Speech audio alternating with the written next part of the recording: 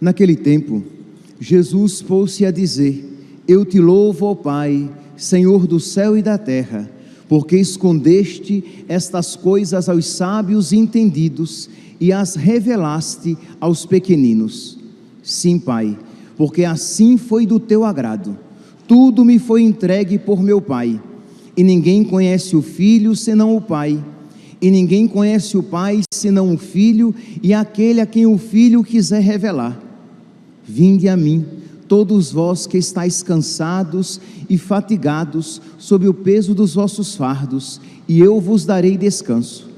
Tomai sobre vós o meu jugo e aprendei de mim, porque sou manso e humilde de coração, e vós encontrareis descanso, pois o meu jugo é suave e o meu fardo é leve.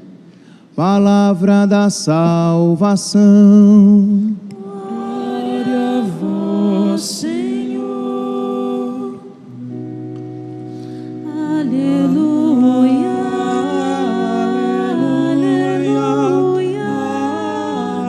aleluia, aleluia.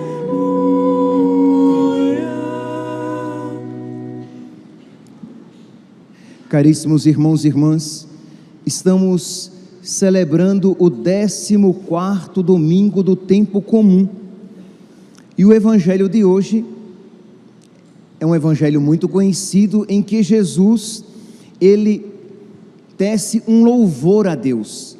Eu te louvo, ó Pai, Senhor do céu e da terra, porque escondeste estas coisas aos sábios e entendidos e as revelaste aos pequeninos. Mas a pergunta que nós poderíamos fazer é: mas qual o motivo desse louvor? Jesus está louvando o Pai, mas o que é que o levou a louvar o Pai?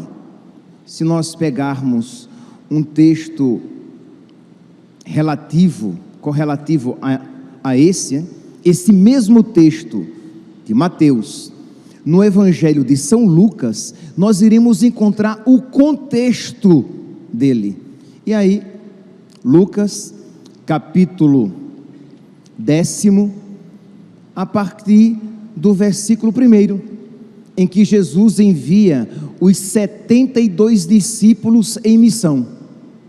Então eles vão para evangelizar, eles vão para anunciar o evangelho, a verdade, o caminho da salvação, e eles retornam felicíssimos, dizendo que maravilhas tinham acontecido por meio daquela missão, e que até os demônios se submetiam a eles por causa de Cristo. Então eles estavam animadíssimos, e Jesus diz aqui, versículo 17, Lucas, capítulo 10, versículo 17, este é o contexto do evangelho de hoje, não é ainda o evangelho propriamente dito. Então o contexto é isso. Então os discípulos voltam felicíssimos, e Jesus diz, e o evangelista diz: voltaram alegres os 72 discípulos, dizendo: Senhor, até os demônios se nos submetem a nós em teu nome. Jesus lhes disse: eu vi Satanás cair do céu como um raio. Eis que vos dei poder para pisar serpentes, escorpiões e todo o poder do inimigo. Contudo, então Jesus, ele se alegra com os discípulos, que estão felizes, porque até os demônios lhe obedeciam a voz. Jesus disse: eu vi Satanás cair como um raio. Contudo, versículo 19, não vos alegreis, porque os espíritos vos estão sujeitos, mas alegrai-vos de que os vossos nomes estejam escritos nos céus. Não se alegrem por aquilo que foi realizado na missão, em proveito de muitos, mas se alegrem porque os vossos nomes estão nos céus. Independentemente do que tenha acontecido ou não, o que importa é que nós estamos com caminhando para a nossa salvação. Nós estamos com os nossos nomes escritos no livro da vida. O que verdadeiramente importa, meus santos, é a salvação que Jesus nos alcançou com a sua paixão, morte e ressurreição. Então aqui, meus irmãos, nós precisamos pedir a Deus, no início dessa celebração, que, meus irmãos, um parênteses, nós precisamos ser católicos, nós precisamos respirar a fé católica, porque às vezes nós participamos da missa, nós sabemos as orações católicas, nós sabemos participar direitinho da Santa Missa, respondendo as partes que nos são propostas para a resposta, sabemos rezar o terço, mas o nosso coração ainda não é convertido o suficiente para que nós vivamos da fé. Como diz a palavra, o justo vive pela fé. De modo que nós não vivemos de fé, nós não nos alegramos por causa da nossa fé, nós não desejamos, esperamos as realizações das promessas de Deus. Nós temos um verniz de religião, mas o nosso coração não arde de expectativa por ver e viver aquilo que Deus alcançou para nós. Então pedir a Deus que Ele nos converta o coração, para que este nosso coração, que se alegra com tanta coisa, e aqui eu estou me referindo às coisas lícitas, tá? Infelizmente o nosso coração também é capaz de se alegrar com as coisas más, com as coisas desonestas, com as coisas ilusórias, mas eu estou falando aqui das coisas boas, das coisas lícitas.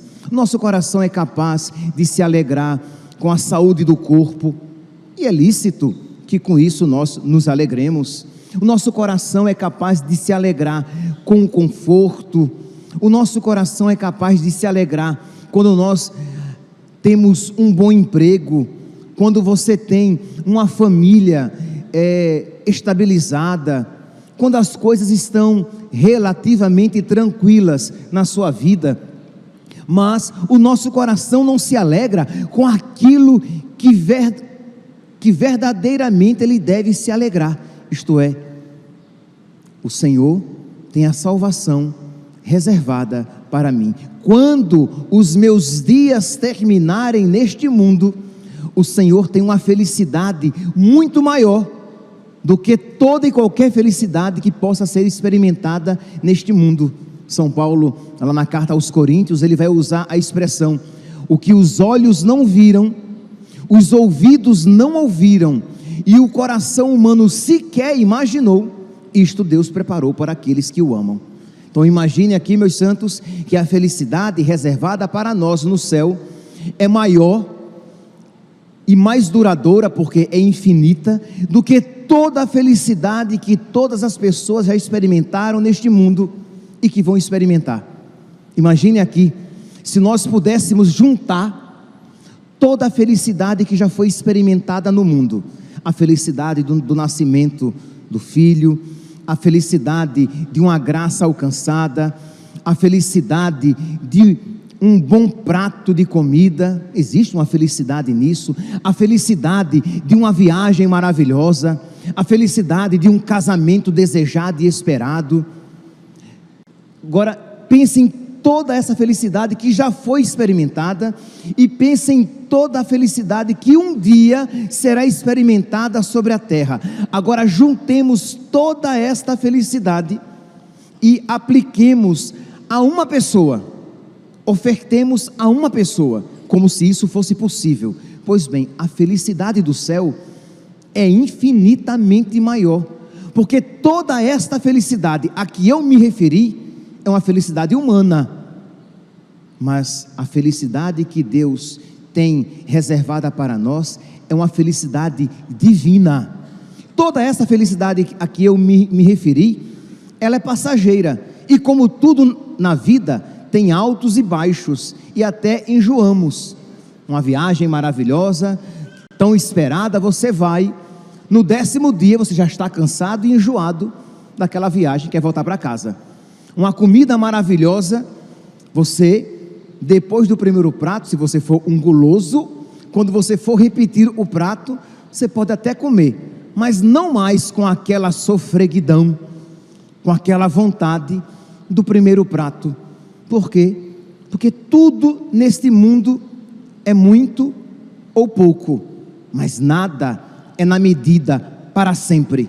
Pois bem, a felicidade do céu será perfeita e será duradoura, não passará, não enjoará. Pois bem, então nós precisamos pedir a Deus que nos conceda esta sabedoria, para que nós desejemos esta felicidade, para que nós nos empenhemos neste mundo para alcançar esta felicidade, e para que esta felicidade que nós iremos alcançar, já seja de alguma maneira motivo, razão do nosso viver neste mundo, de modo que nós, pela fé, já começamos a pregustar aquilo que nós saborearemos plenamente, perfeitamente na vida eterna. Então, exatamente esse é o contexto. Então, Jesus diz aos apóstolos: olhe, muito bem, vocês estão felizes? Ótimo, mas alegrem-se principalmente porque os vossos nomes estão escritos nos céus. E aí começa então a leitura de hoje. Jesus, depois disso, imediatamente após isso afirmar, ele diz: eu te louvo, ó Pai, Senhor do céu e da terra, porque escondeste estas coisas aos sábios entendidos. Por sábios entendidos, aqui entendamos os presunçosos, os orgulhosos, no contexto, os fariseus, saduceus e doutores da lei, fechados, ensimesmados, sufocados na sua própria pseudo-falsa sabedoria. Então, eu te louvo, ó Pai, Senhor do céu e da terra, porque escondestes estas coisas aos sábios entendidos e as revelaste aos pequeninos. Então, a primeira coisa, meus irmãos, nós precisamos pedir a Deus que nos conceda a graça da pequenez espiritual, da humildade, para que nós possamos nos maravilhar com a grandeza de Deus, com a grandeza das promessas de Deus, para que nós, que embora não iremos compreender plenamente em que consistem as promessas de Deus, porque, repetindo, os olhos não viram, os ouvidos não ouviram, e o coração humano sequer é capaz de imaginar, mas o pequenino, ele tem fé. O pequenino, ele sabe em quem pôs a sua confiança. O pequenino, ele sabe que aqueles que esperam em Deus não ficarão decepcionados, não se decepcionarão, muito pelo contrário, renovarão as suas forças. Então precisamos pedir a Deus, e aqui, meus santos, vamos lá, vamos ouvindo a palavra, mas começando já a suplicar a Deus: Senhor, eu creio, mas aumentai a minha fé. Eu creio, Senhor, que existe um céu reservado para mim, mas aumentai a minha fé. Eu não quero, Senhor, como os grandes sábios entendidos do mundo, que voltam os seus olhos para as coisas do mundo.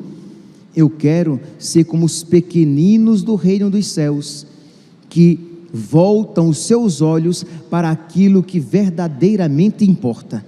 Então, pedir a Deus essa sabedoria que foi motivo de louvor de nosso Senhor. Pois bem, então Jesus continua. Ele diz que essa sabedoria, ela é revelada aos pequeninos. Ele diz: sim, Pai, porque assim foi do teu agrado. Tudo me foi entregue por meu Pai, e ninguém conhece o Pai senão o Filho, e ninguém conhece o Filho senão o Pai, e ninguém conhece o Pai senão o Filho, e aquele a quem o Filho o quiser revelar. Vinde a mim, todos vós. E aqui então, depois de Jesus falar a respeito desta riqueza reservada para os pequeninos, não para os orgulhosos, não para os prepotentes, não para os sábios entendidos deste mundo. Mas entendamos, esta sabedoria, esta riqueza de Deus não está reservada para os sábios, para os grandes do mundo, não porque Deus não queira oferecer a eles esta riqueza, mas porque eles, por culpa própria, se fecharam para não recebê-la. Que afinal de contas, Deus quer que todos os homens se salvem e cheguem ao conhecimento da verdade.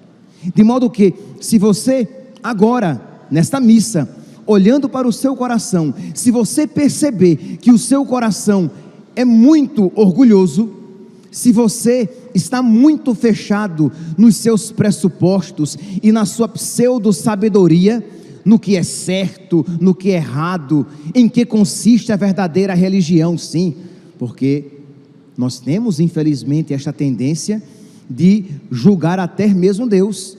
Nós pensamos saber o que é o melhor para nós. Se você isso experimenta, que você então dobre os joelhos do seu coração e peça: Senhor, converte-me, faz-me pequeno, eu quero crer de verdade, eu quero ser um discípulo teu, e eu quero que o meu nome esteja escrito no livro da vida. Ora, Deus se voltará e se derramará sobre você. Mas padre, mas eu não sou orgulhoso? Sim, mas você está pedindo o dom da humildade. Padre, mas eu não sou muito sábio aos meus próprios olhos? Sim, mas você está reconhecendo o seu pecado e suplicando a graça da pequenez. E Deus, que quer que todos os homens se salvem, Deus dará a você a graça necessária. Então vamos lá. Eu aqui, porque o evangelho de hoje a respeito disso trata, eu aqui estou falando a respeito da sabedoria aos próprios olhos, do orgulho, da prepotência da pessoa que se acha até mais entendida e sábia do que Deus, que sabe como deve ser a sua vida e como guiá-la. Mas eu poderia também aqui aplicar a uma pessoa fechada em outras atitudes de sua vida, agarrada a outros pecados. E para você, isso também, esta mesma oração lhe será conveniente, de você dobrar os seus joelhos e dizer: Senhor, embora parte de mim se agarre a esta maneira de viver, a um pecado em particular, se agarre a esta maneira de viver como a condição da possibilidade de eu ser feliz, porque no fundo, todos nós procuramos a felicidade. Uns a procuram com Deus, outros a procuram em detrimento de Deus, sem Deus, mas todos estão procurando a felicidade para a sua vida. Pois bem, mas se você se deixar iluminar pela palavra, você verá que aquilo que você está buscando, embora lhe traga alguma compensação momentânea, a palavra diz que aquilo é mal, a palavra diz que aquilo é pecado. Então você, na luta de vida e morte dentro do seu coração, você diz: Senhor, por misericórdia, dá-me a tua sabedoria, eu quero crer na tua palavra mais do que em mim, eu quero ser um pequenino. Por quê? Por que é que Jesus diz: deixai vir a mim os pequeninos, porque deles é o reino dos céus? Deixai vir a mim as criancinhas, porque delas é o reino dos céus. Porque as criancinhas confiam mais no papai e na mamãe do que em si mesmos, do que em si mesmas. Os pequeninos sabem que não têm a sabedoria, então obedecem ao papai e à mamãe. Então nós precisamos ser pequeninos diante de Deus e dizer: Senhor, eu confio mais em ti do que em mim, porque a tua palavra é de vida eterna, a minha nem sempre. Quando a minha está ligada a ti, sim. Quando a minha palavra está separada de ti, é palavra de perdição. Então pedi a Deus esta graça. Então Jesus, nesse contexto, ele diz: vinde a mim todos vós. E é por isso então, meus santos, que nós, cristãos católicos, que sabemos depositários desta sabedoria, nós católicos, nós cristãos, que sabemos que recebemos de Cristo esta revelação, nós queremos levá-la a todos. Ide por todo o mundo e pregai o Evangelho a toda criatura. Eu quero que todos conheçam esta verdade. Eu quero que todos saibam que precisam colocar a sua confiança em Deus. Eu quero que todos saibam que existe uma outra vida reservada para nós, uma vida no céu, e que será concedida àqueles que creem em Jesus, porque não há um outro nome no qual nós possamos ser salvos. Ele é o caminho, a verdade e a vida. Ele é o caminho para o Pai. Lembra? Nós acabamos de ouvir: ninguém conhece o Pai senão o Filho e aquele a quem o Filho o quiser revelar. Ninguém conhece Deus, o verdadeiro Deus, senão o Filho e aquele a quem o Filho quiser revelar. Ora, se nós nisso cremos, nós então iremos com toda a humildade, mas com todas as forças da nossa alma, nós iremos querer que o máximo, que o maior número de pessoas creia em Jesus. Concordam comigo? Se nós cremos, vamos lá, você crê que Jesus é o Filho de Deus, que Ele é Deus como Pai, que Ele é a segunda pessoa da Santíssima Trindade, e que Ele veio ao mundo para nos ensinar a verdadeira sabedoria, e que a Ele nós devemos ir para que possamos chegar à salvação? Se você é católico, nisso você crê. Jesus mesmo aqui está dizendo: vinde a mim, todos vós que estáis cansados e fatigados sob o peso dos vossos fardos, e eu vos darei descanso. Tomai sobre vós o meu jugo e aprendei de mim, e vós encontrareis descanso, pois o meu jugo é suave e o meu fardo é leve. Ora, vamos lá, parece que eu estou chovendo no molhado, mas não, eu quero deixar isso bem claro para dar o próximo passo, e que deveria ser óbvio para todo católico, mas parece que ultimamente não. Então vamos lá, para nós então é decisivo, né? Anunciar Jesus, para que as pessoas abracem a fé em Jesus. Afinal de contas, Jesus disse, né? Ide por todo o mundo e pregai o Evangelho a toda criatura, batizando-as em nome do Pai, do Filho e do Espírito Santo. Quem crê e for batizado será salvo. Palavra de nosso Senhor. Então é próprio de todo católico esse ardor missionário. É próprio de todo católico querer que as pessoas conheçam Jesus. É próprio de todo católico querer que todos se convertam a Jesus. Não porque eu quero que todos participem da minha agremiação, mas porque eu quero que todos participem da Igreja de Cristo. Porque eu quero que todos conheçam Cristo. Porque Cristo é Deus, com o Pai e o Espírito Santo. Então, está tranquilo isso que eu falei? Pois bem, mas é de cair o queixo quando nós ouvimos pregadores que dizem exatamente o contrário disso.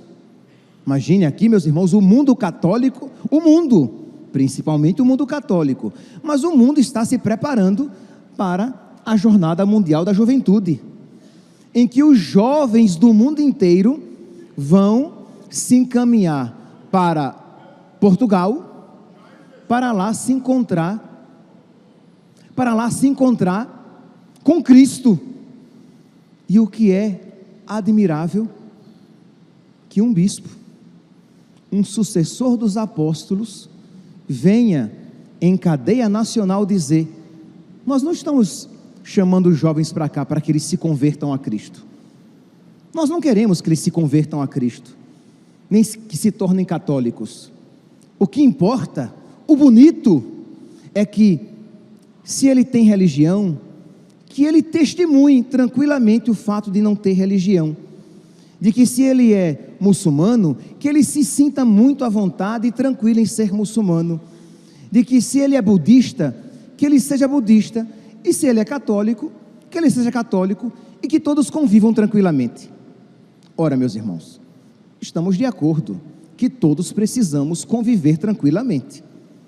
Estamos de acordo que nós iremos conviver e devemos conviver tranquilamente, pacificamente, com todas as pessoas de todos os credos.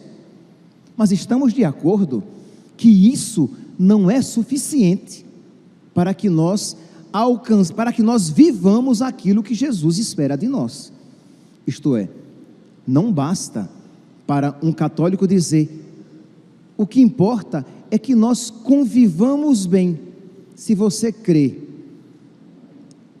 na doutrina budista, se você crê na doutrina islâmica, ou se você crê na doutrina cristã, isso é indiferente, porque afinal de contas, haverá quem diga: no fundo, é tudo um só Deus.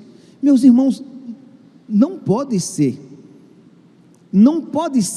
o mesmo Deus, não pode ser a mesma energia divina, não pode proceder de um mesmo eu divino, um ensinamento que diz que nós morremos e haverá um cíclico de renascimentos, uma transmigração das almas, em que eu me reencarno em um outro tipo de vida, num animal, numa planta ou numa outra pessoa. Isso ensina o budismo. Ora, ou Deus se contradiz e ensina uma coisa aqui e outra coisa ali, ou não são a mesma coisa. Como é que eu posso dizer, se eu sou um muçulmano, ele vai dizer o quê? Que Jesus é um profeta iluminado, é um profeta muito digno, mas o islamismo não vai dizer que Jesus é a segunda pessoa da Santíssima Trindade, Trindade esta não crida pelos muçulmanos. Os muçulmanos não creem na Santíssima Trindade. Ora, as coisas não podem provir de um mesmo ente inteligente a quem chamamos Deus, senão de inteligente ele não tem nada, porque a contradição é própria nossa. Nós nos contradizemos, nós somos falhos, pecadores, limitados. Ora dizemos uma coisa, ora outra. Hoje dizemos uma coisa e amanhã somos capazes de dizer outra, o contrário, totalmente contrária daquela que ontem dissemos. Isso, infelizmente, é próprio a nós, mas não a Deus. A inteligência e sabedoria da qual provém toda a inteligência e sabedoria que neste mundo podemos experimentar. Então nós não podemos dizer que são a mesma coisa e que é indiferente que, se você é muçulmano, venha e nós iremos acolhê-lo, mas nós, por dever de caridade, nós queremos fazê-lo católico. E isso parece uma afirmação de um proselitismo, quando na verdade é caridade. Ora, vamos lá, você crê de verdade que Jesus Cristo é Deus? Ora, se Jesus Cristo é Deus, eu quero que todos o amem. Se Jesus Cristo veio à terra, se fez homem e fundou uma igreja, eu quero e farei de tudo para que todos desta igreja participem, porque a pergunta é, aquilo que nós ouvimos no domingo passado, quando celebrávamos a solenidade de São Pedro e São Paulo, Jesus dizendo: Pedro, tu és pedra, e sobre esta pedra eu edificarei a minha igreja. Ora, isso no qual a igreja acreditou durante mais de 2000 anos, exatamente isso mesmo, isto é, Jesus Cristo, ele deixou uma igreja aqui na terra com membros falhos e pecadores. Os apóstolos também eram falhos. Lembremos-nos que Pedro negou, Judas traiu e os outros abandonaram Jesus na cruz, só ficou João. Então os membros somos falhos, Mas Jesus deixou uma igreja aqui na terra. Ora, se a resposta for afirmativa, eu não posso dizer que é a mesma coisa participar da igreja de Jesus e participar de uma entidade religiosa fundada pelos homens. Porque se isso eu disser, ou eu estou equiparando todas as entidades religiosas, de modo que, se todas vêm de Deus, Deus se contradiz, e não é digno de confiança, porque em uma entidade ele diz uma coisa, em uma instituição religiosa ele diz uma coisa, em outra instituição religiosa ele diz outra coisa. Então, se Deus fundou todas, Deus não é de confiança. E se Deus não fundou nenhuma, são todas obras humanas, também essas instituições religiosas não são de segurança, não são de confiança, porque são instituições meramente humanas. Mas esta não é a nossa fé. Meus irmãos, eu ouvi essa afirmação, eu era seminarista ainda, então, tem mais de 18 anos, mas eu acho que tem mais de 20 anos, quando eu ouvi essa afirmação pela primeira vez, e eu me espantei, mas vi que ela era totalmente coerente. Um padre americano, ele disse assim: ou Jesus é Deus, e as suas palavras têm coerência, ou ele é um megalomaníaco, um louco, com mania de grandeza. Ou ele é Deus, e tem sentido ele dizer: eu sou o caminho, a verdade e a vida, ninguém vai ao Pai senão por mim. Se ele é Deus, ele pode dizer que ele é o caminho. Se ele é apenas um pregador, é muita presunção, porque ninguém antes dele isso disse. Maomé nunca disse que era o caminho, a verdade e a vida. Buda nunca disse que era o caminho, a verdade e a vida. Confúcio nunca disse que era o caminho, a verdade e a vida. Mas Jesus disse: eu sou o caminho, a verdade e a vida. Em Lucas, aqui no capítulo 10, no versículo 23, nós ouvimos aqui Jesus dizer assim: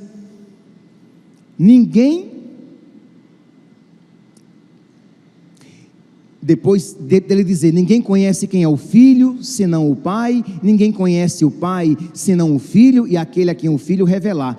Voltou-se para os seus discípulos e disse: felizes os olhos que veem o que vós vedes, pois eu vos digo, profetas e reis desejaram ver o que vedes e não viram, ouvir o que ouvis e não ouviram. Isto é, ele está falando com os discípulos e dizendo: vocês estão ouvindo de mim o que os profetas e reis desejaram ouvir e nunca ouviram. Ou ele é Deus, e isso está totalmente adequado, ou ele se acha, é um megalomaníaco. Vocês perceberam que se nós rebaixarmos Jesus para um simples mestre religioso, como outros mestres religiosos, ele é inferior a todos os outros, porque os outros, pelo menos, eram humildes e se reconheciam pequenos. E não é verdade que Jesus diz que é manso e humilde, porque se ele está dizendo que não é humildade. Mas se é verdade o que ele diz, ele é humilde, porque a humildade consiste na verdade. Então ele é o Filho de Deus, ele é Deus, ele veio para nos salvar, então ele pode dizer: eu sou o caminho, a verdade e a vida, ninguém vai a Deus senão por mim. Podemos pegar também lá em Mateus capítulo 5, versículo 21, em que Jesus vai dizer assim: ouvistes o que foi dito, não cometerás adultério, eu porém vos digo, quem olhar para uma mulher, ouvistes o que foi dito, não amarás o teu amigo, odiarás o teu inimigo, eu porém vos digo. Isto é, Jesus, ele cria um novo modo de viver e de agir.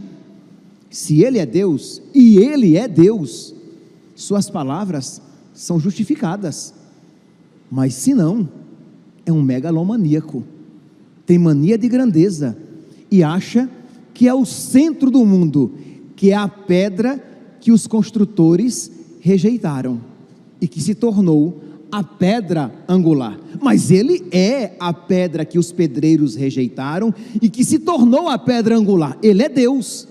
Então, meus irmãos, não é orgulho da parte dos cristãos, não é mania de superioridade da parte dos cristãos, quando os cristãos querem converter o mundo inteiro para Cristo, mas é a profunda convicção de que é caridade. Se eu amo o meu irmão, imagine, somos acometidos por uma doença terrível, um câncer terrível, muito doloroso, terminal, muitas pessoas oferecendo remédios que vão aliviar as dores, mas um médico descobre um remédio, um tratamento verdadeiro, eficaz.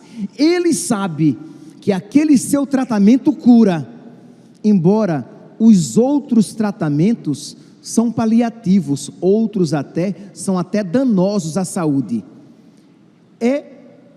Não é falta de humildade desse médico dizer: olha, esses outros tratamentos não curam, alguns até fazem mal, só este tratamento aqui cura. Percebe que, como ele está fundado na verdade, essa sua atitude é caridade. Seria uma falsa humildade ele dizer: eu não vou dizer que meu tratamento é melhor do que o de ninguém, porque eu não quero desprezar ninguém. Isso não é humildade. Ora, meu santinho, vocês estão vendo aqui, um entra, um sai, um entra, um sai, aqui no confessionário. Eu pergunto: você católico, você crê que uma pessoa em pecado mortal, que entra para se confessar, e arrependida dos seus pecados, os confessa, você crê que ela recebe o dom da salvação, isto é, que o seu nome volta a estar escrito no livro da vida? Você crê que os pecados ali são perdoados? Você crê que os méritos que Cristo nos alcançou na cruz são oferecidos àquele penitente quando ele se confessa, quando ele recebe o sacramento da confissão? Você crê nisso? Ora, se você crê, você quer que o maior número de pessoas necessitadas se confesse. É caridade. Meu santinho, você crê? Eu creio. Você crê que daqui a pouco, quando o sacerdote impuser as mãos sobre o pão e o vinho e disser as palavras consacratórias e distribuir a Eucaristia, não será mais pão e vinho, mas corpo, sangue, alma e divindade de Cristo? Você crê que o que será distribuído aqui é Deus? É quase escandaloso, né? É quase escandaloso dizer que Deus será distribuído aqui na fila da comunhão. Pois bem, você crê nisso? Você diz: eu creio. Então, meu santinho, eu vou querer que o maior número de pessoas receba Deus na Eucaristia. Você crê que a palavra proclamada na igreja, que a Sagrada Escritura não é proveniente de uma sabedoria humana, mas é palavra de Deus? Você crê nisso? Então, meus santinhos, é claro que eu vou querer que as pessoas renunciem às sabedorias humanas, aquilo que elas têm por sabedoria humana, aquilo que está contrário à sabedoria de Deus, e abrace a palavra de Deus, porque não há um outro nome dado aos homens no qual possamos ser salvos.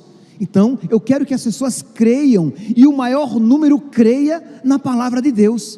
E isso não é um mero proselitismo, mas isso é caridade. E quando ouvimos um sucessor dos apóstolos dizer: os jovens estão vindo, mas não quero que ninguém se converta, é escandaloso. É escandaloso, porque é um evento propriamente católico, um evento com finalidade religiosa, salvífica. Então eu quero levá-los para o céu.